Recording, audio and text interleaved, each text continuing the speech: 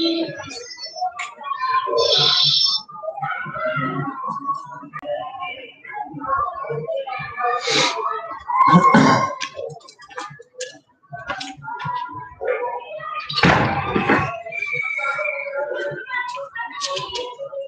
hello everyone. We are doing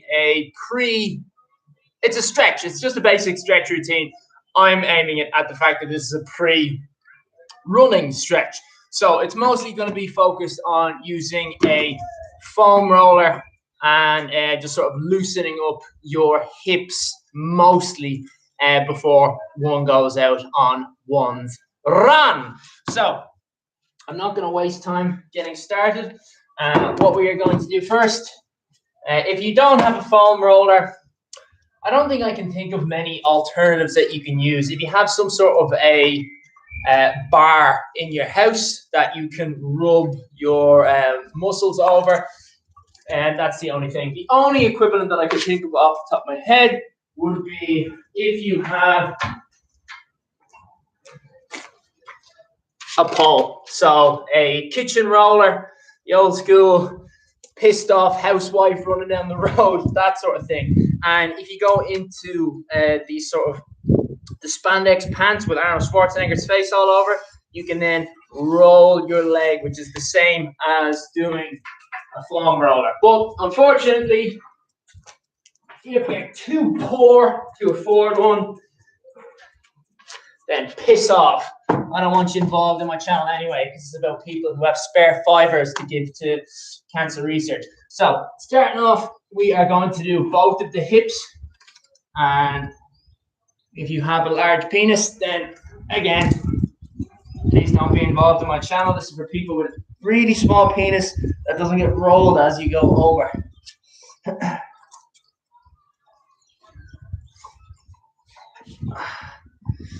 So we're not quite going into the hips yet. You're just staying nice and low near the top of your thigh. So where you're aiming at here is this part. So just around where your short shorts end and Arnold's face begins.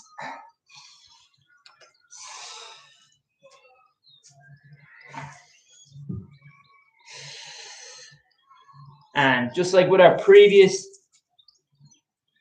class that I was doing, remember to focus on your breathing. Your breathing is not just a sort of a hippy dippy thing about sort of getting into your soul. It has a neurological effect, and it has one directly on your muscles, which is a relaxation technique. Basically, on your out breath, your muscles are more likely to relax if it's a deep inhale and an exhale. You have a small window of time where you can change up your position, make a stretch deeper.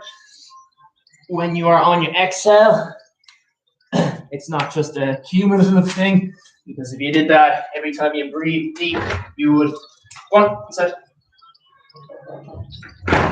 every time you breathe deep, you just turn to a big pile of mush with bones. Okay, so now we are focusing on the hips, and you aim it one at a time for this. So, oh, Christ. Oh, so as you see with my right hip or my right knee is putting some more weight on, because this is very, very tender today. But in a weird way, you kind of know when the soreness is good for you. And if not, go to a physio and they'll show you what healthy pain is. If you live in London, I would suggest Katie Quinn. She puts you through some agony, and then afterwards you walk out there like a fairy in a meadow, a sunny meadow.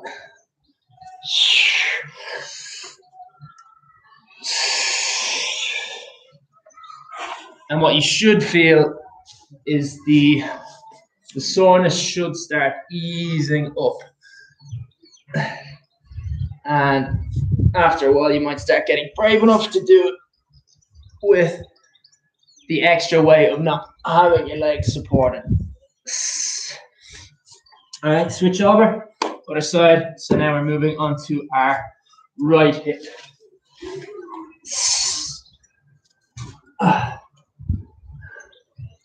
And this is a noticeable difference already, not because of the stretching, but just because your body is naturally imbalanced.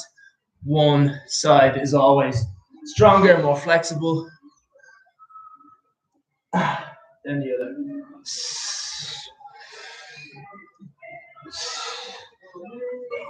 Simple example would be, imagine how you play football and you kick with one foot.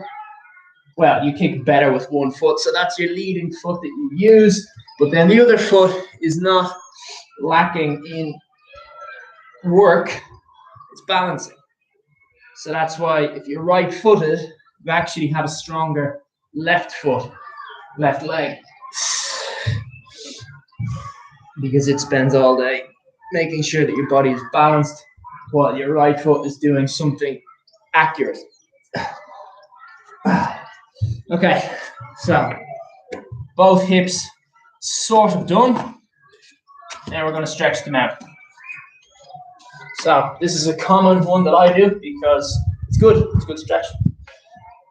And I'm a big believer in, if something is good, you don't need to change it up a lot. So a lot of fitness classes, you will see people who are coming up with new things to stretch the hips out every different class. You're not going to see that here. You are not going to see that here. You're going to see consistency with what I think is the simplest and the most effective. That's why when I was doing strength training, I just did, I suppose, 5 and a bit exercises. Yeah, 5 and a bit exercises. So I would deadlift, then I would do pull-ups, and then I would do overhead press. That would be one day. The pull-ups would be a certain kind of grip.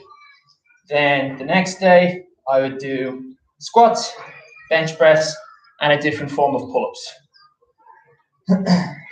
So 5 exercises, one with a different angle on it.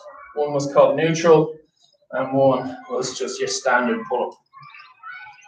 So as soon as your knee touches the, this knee is still a bit sore.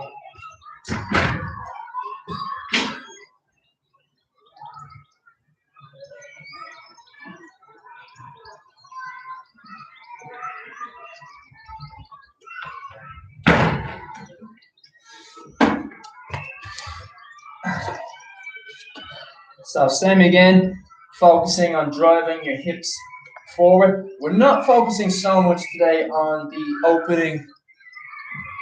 Oh no. You told me one, Google. Okay, all right, well, it's raining. So unfortunately, this is just one of the issues with live streaming, I guess, that I'm going to have to deal with. So we're going to have to end it now because, I mean, it's a laptop. The rain is going to fall on the keys and then they're going to break. Something that could help, though, this isn't a manipulation, but at the same time, I'm totally manipulating you. If you're not subscribed, you could subscribe, because once I get to 1,000, I can keep it on my phone and live stream straight from my phone rather than using this laptop with its crappy camera. So yeah, spread the word if you want better quality footage.